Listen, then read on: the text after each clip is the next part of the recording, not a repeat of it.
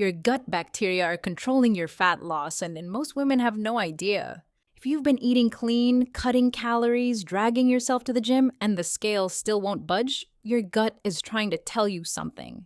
I know how that feels. You're doing everything right.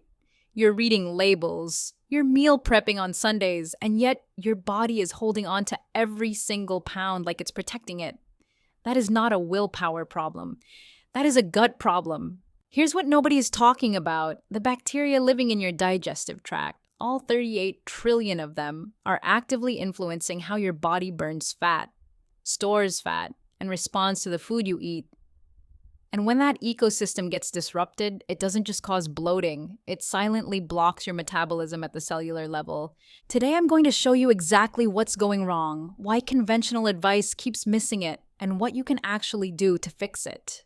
Let's start with a number that stopped me in my tracks. 70% of your immune system lives in your gut, not in your blood, not in your lungs, in your digestive tract. That means when your gut is inflamed or out of balance, your entire immune system is compromised. And a compromised immune system triggers chronic low-grade inflammation throughout your body. Here's why that matters for fat loss. Chronic inflammation directly causes insulin resistance. And insulin resistance means your body cannot efficiently use glucose for energy, so it stores it as fat instead.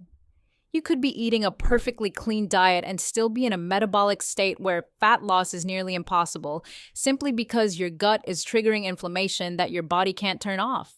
Now, here is the gut health mistake that I see women make constantly, and it's not what you think. It's not that you're eating too much sugar. It's not that you need more probiotics.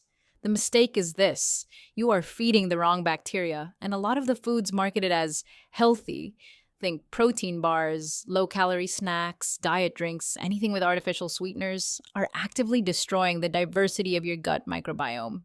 Let's talk about artificial sweeteners first, because this one is a gut grenade. Sucralose, aspartame, saccharin. Studies show these compounds alter the composition of your gut bacteria within just 2 weeks of regular use. They specifically reduce populations of beneficial bacteria like lactobacillus, which are tied directly to healthy metabolism and lower body fat. So your zero-calorie diet soda is not neutral. It is actively working against you. Next, antibiotics. If you've taken a round of antibiotics in the last 5 years, or multiple rounds, which many women have, your gut took a serious hit. Antibiotics don't just kill bad bacteria, they wipe out good bacteria too, and research shows that gut diversity can take up to 2 years to fully recover after a single course, and in many cases it never fully does without intentional intervention. That disruption affects how your gut signals your brain, how it processes food, and yes, how it manages your weight. Now let's talk about something that doesn't get nearly enough attention: stress. When you're chronically stressed, work, kids, relationships, just the mental load that most women are carrying, your body pumps out cortisol. And elevated cortisol doesn't just make you crave sugar and store fat around your belly, it directly damages the gut lining and reduces microbial diversity. Stress is a gut killer, and if you're eating perfectly but you are constantly in a state of low-level fight or flight, your gut bacteria are suffering for it.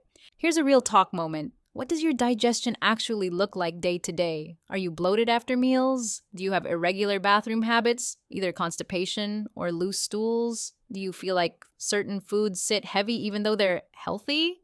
These are not minor inconveniences. These are your gut waving a red flag. Let me explain what's actually happening inside when gut health breaks down. Your gut lining is only 1 cell thick. 1 cell. And when that lining gets damaged from stress, antibiotics, alcohol, processed foods, it becomes permeable. Proteins and bacterial fragments start leaking into your bloodstream. This is what people mean by leaky gut, and it's not a fringe theory. It's called intestinal permeability, and it's well documented in research. When your immune system detects those foreign particles in your blood, it mounts an inflammatory response every single day. That constant inflammation is one of the biggest hidden barriers to fat loss that almost no one is addressing. Now here's where it gets really interesting. Your gut bacteria don't just sit there digesting food. They produce hormones. They influence leptin, the hormone that tells you you're full. They influence ghrelin, the hormone that makes you hungry.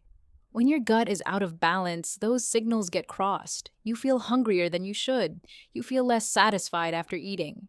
Your cravings for sugar and processed food intensify, not because you lack discipline, but because the bacteria driving those cravings are overpopulated and screaming for their preferred food sources. Scientists have identified two main families of bacteria that are strongly linked to body composition: Firmicutes and Bacteroidetes. People with higher ratios of Firmicutes tend to extract more calories from the same food and store more fat. People with higher ratios of Bacteroidetes tend to have leaner bodies and more efficient metabolisms. And guess what shifts the balance toward Firmicutes? A diet high in processed foods, low in fiber variety, and disrupted by things like antibiotics and alcohol. Now let's talk about probiotics, because I know you've probably tried them and wondered why they didn't seem to do much. Here's the truth. Most probiotics on the shelf are not very effective for most people. They contain just a handful of strains, and your gut already hosts hundreds of species. Dropping 2 strains in there is like trying to restore a rainforest by planting 2 types of trees. What actually grows a diverse, thriving gut microbiome is feeding it what it needs: a wide variety of plant fibers. Different bacterial species eat different types of fiber, which is why variety is so much more important than quantity. This brings me to the 30 plant per week rule, which comes from the American Gut Project, one of the largest microbiome studies ever conducted. Researchers found that people who ate 30 or more different plant foods per week had dramatically more diverse gut microbiomes than those who ate fewer than 10. And before you panic, plants include vegetables, fruits, whole grains, legumes, nuts, seeds, herbs, and spices. A sprinkle of cumin on your eggs counts. You can absolutely hit 30 if you approach it with intention. Beyond fiber variety, fermented foods are one of the most direct ways to introduce beneficial bacteria into your gut, more effective for most people than probiotic supplements. I'm talking about yogurt with live cultures, kefir, kimchi, sauerkraut, kombucha, miso, and tempeh. A 2021 Stanford study found that a diet high in fermented foods increased microbiome diversity and decreased inflammatory markers more effectively than a high-fiber diet alone. Start with a small serving daily and work up from there. Adding too much too fast can cause temporary bloating as your gut adjusts. One food that actively helps repair the gut lining is bone broth. It contains collagen, gelatin, and glutamine, nutrients that feed and seal the intestinal wall. If you have signs of leaky gut or any kind of gut inflammation, adding 1 to 2 cups of bone broth daily for 4 weeks can make a noticeable difference in how you feel and how your body is responding to food. Here's one. Most people don't connect to gut health: sleep. Just 2 nights of poor sleep have been shown to measurably reduce the diversity of gut bacteria. Your gut bacteria follow a circadian rhythm just like you do. They need you to sleep at consistent times for at least 7 hours to maintain their balance and function.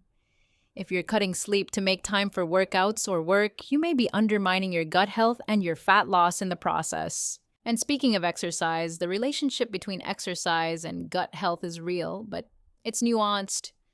Moderate, consistent exercise, think brisk walking, cycling, yoga, moderate strength training, has been shown to increase gut microbial diversity. But chronic intense exercise without adequate recovery can actually stress the gut, increase intestinal permeability, and reduce diversity. More is not always better. For most women, moving your body consistently at a moderate intensity is one of the best things you can do for your gut. Let's talk about alcohol. Even 1 to 2 drinks several times per week alters gut bacteria composition. Alcohol is directly toxic to beneficial bacteria, and it feeds pathogenic bacteria and yeast. It also damages the gut lining. If you're working hard to heal your gut and lose fat, and you're having wine most evenings, that is a significant roadblock that most wellness content won't say directly.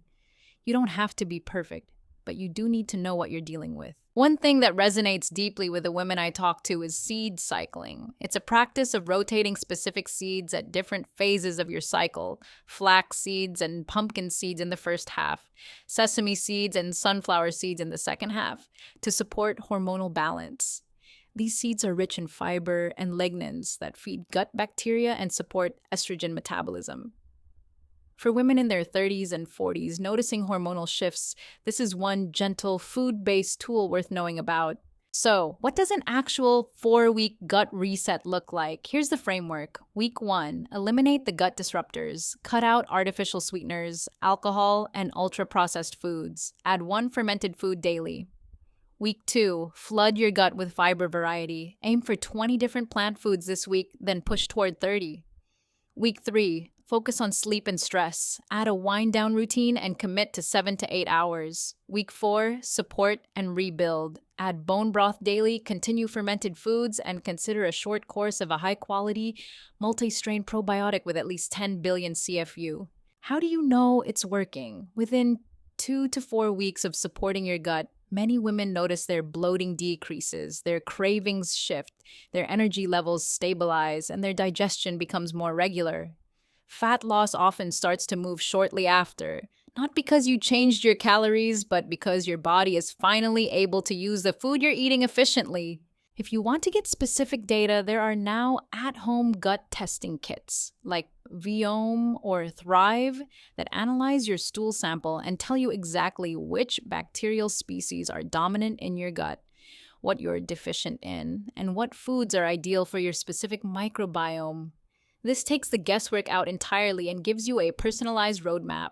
In terms of supplements, if you want to support the gut fat axis specifically, the most evidence-backed options are a diverse multi-strain probiotic, a prebiotic fiber supplement like partially hydrolyzed guar gum or inulin, L-glutamine to support gut lining integrity, omega-3 fatty acids to reduce inflammation, and magnesium glycinate to support both gut motility and stress regulation. Let me bring it all together. Here are the 5 gut health mistakes that are silently blocking your fat loss. Number 1, consuming artificial sweeteners that destroy beneficial bacteria.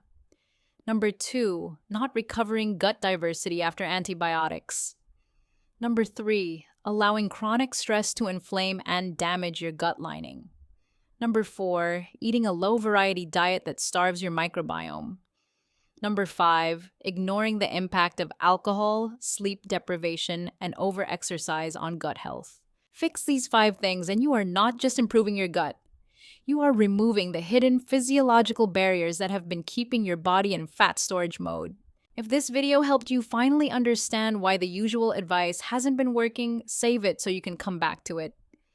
This week, try the 30 plant challenge. Just count how many different plants you eat in 7 days and share your number in the comments. I'd also love to know, do you tend toward digestive sluggishness or bloating and irregularity? Drop it below. It helps me know what to cover next. I'll see you in the next one.